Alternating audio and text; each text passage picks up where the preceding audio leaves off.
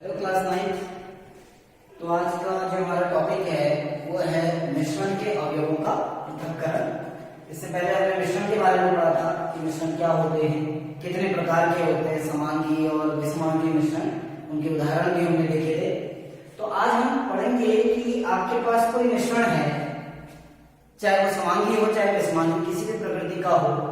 यदि आपको उस मिश्रण के अवयवों को पृथक करना है तो आप कौन कौन सी विधियों का प्रयोग करेंगे या किस तरीके से आप मिश्रण से उसके अवयवों को सेपरेट कर सकते हैं या पृथक कर सकते हैं। तो सामान्यतः हमारे पास 3 प्रकार के मिश्रण होते हैं। आप गौर से देखना, पहले होते हैं दो ठोसों के मिश्रण। दो ठोसों के मिश्रण यानी ऐसे मिश्रण जिसमें दोनों घटक आपके क्या हो, ठोस हो, है ना। जैसे हमने कहा चीनी और मिट्टी है, उसका मिश्रण। तो दो ठोसों के मिश्रणों का पृथक्करण करेंगे, पहला टॉपिक होगा हमारा। दूसरा टॉपिक होगा ठोस व द्रव के मिश्रण का पृथक्करण। ठोस व द्रव के मिश्रण का पृथक्करण यानी जिसमें एक घटक आपका क्या हो, ठोस हो, और दूसरा घटक क्या हो, द्रव। जैसे पानी में हमने चीनी बोल दी तो वो इसी प्रकार का मिश्रण बनेगा। और तीसरा हमारा होगा द्रव तथा द्रव के मिश्रण का पृथक्करण। द्रव व द्रव के मिश्रण का पृथक्करण। तो तीसरे प्रकार का मिश्रण हो गया जिसमें दोनों घटक क्या है, आपके द्रव है, यानी दो घटक मिश्रण में है और दोनों घटक क्या है, हमारे द्रव है। तो हम 3 कंडीशन लेंगे, 3 प्रकार के मिश्रणों का पृथक्करण पढ़ेंगे जिसमें हम दो ठोसों के मिश्रणों का पृथक्करण सबसे पहले स्टार्ट करेंगे। तो हमारा फर्स्ट जो सेपरेशन है, जो पृथक्करण है, उसको हम कहते हैं दो ठोसों के मिश्रणों का पृथक्करण। दो ठोसों के मिश्रणों का पृथक्करण। अब जब हम दो ठोसों के मिश्रणों का पृथक्करण करते हैं तो इसके लिए सामान्यतया हम 3 विधियों का इस्तेमाल करते हैं, 3 विधियों का प्रयोग करते हैं, ठीक है ना। 3 विधियों का प्रयोग करते हैं। जैसे हम पहला कहते हैं उचित विलायक द्वारा पृथक्करण। उचित विलायक द्वारा पृथक्करण। अभी इसको एक एक करके समझाता हूं ये क्या होते हैं। उचित विलायक द्वारा पृथक्करण। दूसरा होता है ऊर्ध्वपातन द्वारा पृथक्करण। ऊर्ध्वपातन द्वारा पृथक्करण। अब ऊर्ध्वपातन क्या होता है ये आपको हमने बताया है पहले। और तीसरा पृथक्करण होता है चुंबक द्वारा पृथक्करण, मैग्नेट द्वारा, चुंबक द्वारा। तो हमको इन 3 टॉपिक पर बात करना है कि हम दो ठोसों के मिश्रणों का पृथक्करण कैसे करते हैं। तो हम क्या करते हैं, 3 विधियां प्रयोग करते हैं। पहला उचित विलायक द्वारा, दूसरा हमारा होता है ऊर्ध्वपातन द्वारा, और तीसरा होता है चुंबक द्वारा पृथक्करण।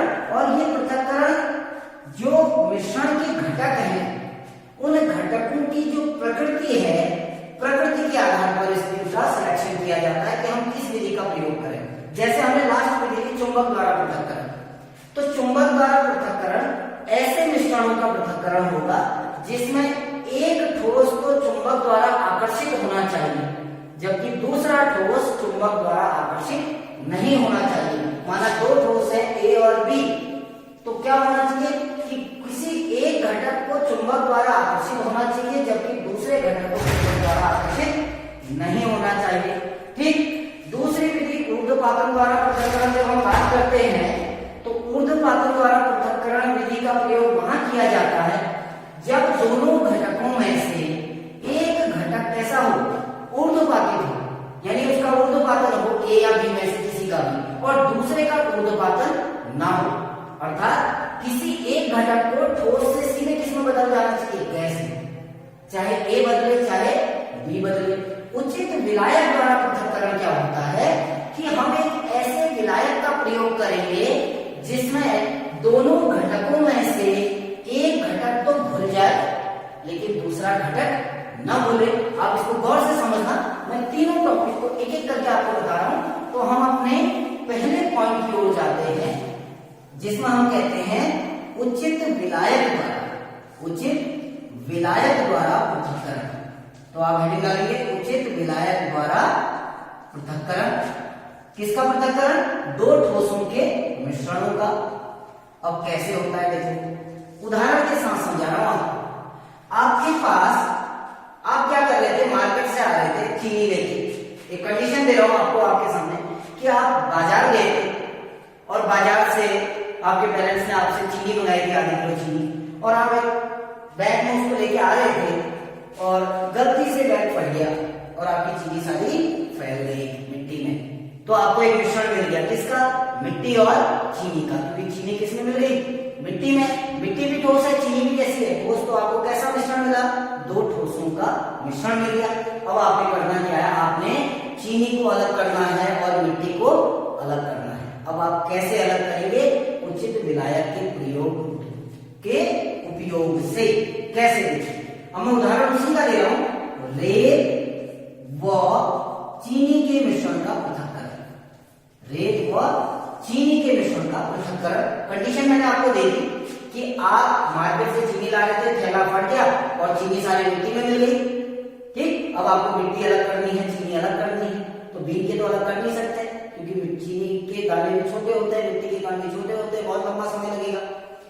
आप क्या कर सकते हैं, क्योंकि आपको पता है, मैंने पहले ही कहा था कि उचित विलायक का प्रयोग यानी ऐसे विलायक का प्रयोग करेंगे जिसमें एक घटक तो घुल जाए। अब इसमें देखो दो घटक है, ए और बी। ए क्या है? रेत। बी क्या है? आपका चीनी।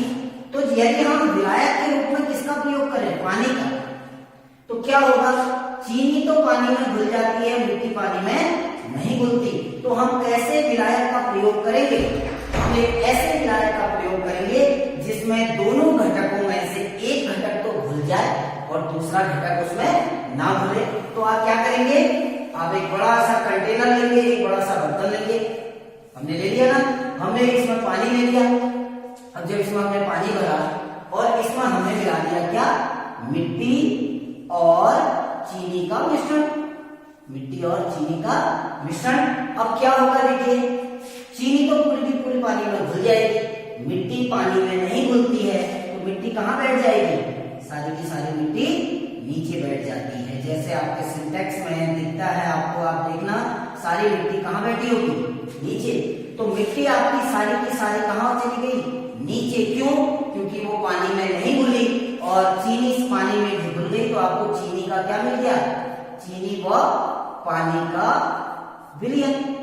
चीनी व पानी का विलयन मिल गया। अब आपने क्या करना है? इस चीनी को अलग करना है। तो आप क्या करेंगे?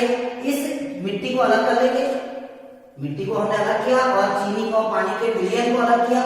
एक बर्तन में हम क्या करते हैं? इस पानी और चीनी का जो विलयन है, ये विलयन किसका है? पानी और चीनी का। इसको गर्म करते हैं।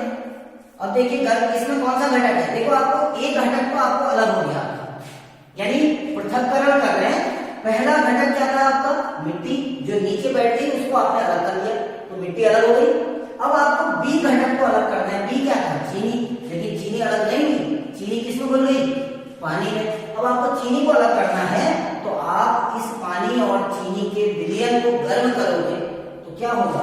पानी सारा का सारा वाष्पित हो जाएगा, वाष्प के रूप में चला जाएगा और आपकी चीनी इस पात्र में बच जाएगी। तो आपको बी घटक भी मिल गया। समझ रहे हैं ना मैं क्या कहना चाह रहा हूं? कि अगर आपको दो ठोसों के मिश्रणों का पृथक्करण करना है तो आप किस विधि का प्रयोग कर सकते हैं? उचित विलायक द्वारा पृथक्करण। लेकिन उचित विलायक का पृथक्करण का प्रयोग तब करेंगे जब एक घटक तो उस विलायक में घुल जाए और दूसरा घटक उस विलायक में न घुले। ठीक, अब ये तो चीनी और अलग हो गया। दूसरा उदाहरण आपको देता हूं, एक दूसरा एग्जाम्पल देता हूं जिसमें हम क्या करेंगे? सल्फर और रेत के मिश्रण का प्रयोग करेंगे।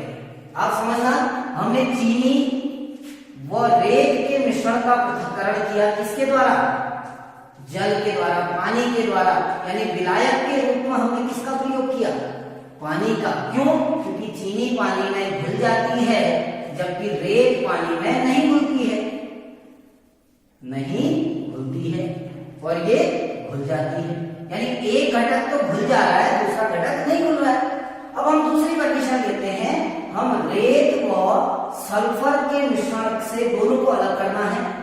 और यदि हम पानी का प्रयोग करें विलायक के रूप में, यदि हम पानी को किसके रूप में लें, विलायक के रूप में, तो ये अलग अलग नहीं हो पाएंगे। क्यों? क्योंकि रेत भी पानी में नहीं घुलती है और सल्फर भी पानी में नहीं घुलता है, ये भी पानी में नहीं घुलता है, दोनों के दोनों पानी में नहीं घुलते हैं। तो जब घुलेंगे नहीं तो आपको वैसे के वैसे प्राप्त हो जाएंगे, दोनों के दोनों कहां बैठ जाएंगे, नीचे। इसलिए हम पानी का प्रयोग नहीं करते, हम यहाँ पर किसका प्रयोग करते हैं विलायक के रूप में, कार्बन डाइसल्फाइड, कार्बन डाइसल्फाइड का प्रयोग करते हैं। तो होता क्या है, जो रेत है वो कार्बन डाइसल्फाइड में नहीं घुलती है, लेकिन जो सल्फर है वो कार्बन डाइसल्फाइड में क्या हो जाता है, घुल जाता है। और इस प्रकार हम जैसे अभी पिछले एक्सपेरिमेंट में हमने किया था, हम सल्फर और रेत के मिश्रण को क्या कर सकते हैं, अलग अलग कर सकते हैं। तो उचित विलायक द्वारा पृथक्करण कैसे करेंगे, आपको इसमें क्या लिखना है, हम क्या लिखेंगे, हम कहेंगे कि इस प्रकार इस विधि द्वारा ऐसे मिश्रणों का पृथक्करण किया जाता है जिसमें एक घटक तो उस विलायक में घुल जाए और दूसरा घटक उस विलायक में न घुले। और उसके नीचे आप एग्जांपल दे सकते हैं चीनी व रेत का, जिसमें हमने जल को विलायक के रूप में लिया, और ऐसे रेत व सल्फर का मिश्रण ले सकते हैं जिसमें हमने विलायक के रूप में किसका प्रयोग किया, कार्बन डाइसल्फाइड का प्रयोग किया। ठीक, अब हमारा जो दूसरा था, ये तो पहला पॉइंट था कि हम उचित विलायक द्वारा कैसे पृथक्करण करते हैं। सेकंड पॉइंट था ऊर्ध्वपातन द्वारा, ऊर्ध्वपातन द्वारा। अब ऊर्ध्वपातन द्वारा उन मिश्रणों का पृथक्करण होता है जिसमें दो घटकों में से एक घटक ठोस से सीधे किसमें चला जाए, गैस में। यानी जब गर्म किया जाए तो एक घटक तो ठोस से किसमें चला जाए, गैस में, यानी वो क्या हो जाए, ऊर्ध्वपातित हो जाए। वो क्या हो जाए, ऊर्ध्वपातित। ऊर्ध्वपातित क्या होता है, इस वीडियो में बताइए, आप एक बार चेक करना हो। और बी घटक ऊर्ध्वपातित ना हो तो हम ऊर्ध्वपातन द्वारा ऐसे मिश्रणों का पृथक्करण करते हैं जिसमें एक घटक गर्म करने पर ठोस से गैस में चला जाता है और दूसरा घटक गर्म करने पर ठोस से गैस में नहीं जाता है। जैसे नमक व नेफ्थलीन, नमक व नेफ्थलीन का मिश्रण। नेफ्थलीन आपको पता है ऊर्ध्वपातित पदार्थ है जो कपूर होता है ना। तो आपके पास एक मिश्रण है जिसमें नमक और क्या भरा हुआ है, नेफ्थलीन। तो आप क्या करेंगे, देखिए कैसे इनको अलग अलग करेंगे, मैं आपको बताता हूं। आपने क्या किया, एक कांच की छोटी सी डिश ली, इस कांच की छोटी सी डिश में आप क्या कर रहे हैं, इसको गर्म कर रहे हैं। ठीक, इसमें आपने क्या किया, वो मिश्रण भर दिया जिसको अलग करना है, जैसे नमक व कपूर रख दिया ना। इसके ऊपर एक फनल को या एक कील को उल्टा करके रख देना है, जैसे जो मिट्टी तेल डालना है या किसी को डालने के लिए कीप आती है ना, तो वैसे ही कीप को, और इस कीप के ऊपर ही भाग में आपने रुई लगा दी है, कॉटन।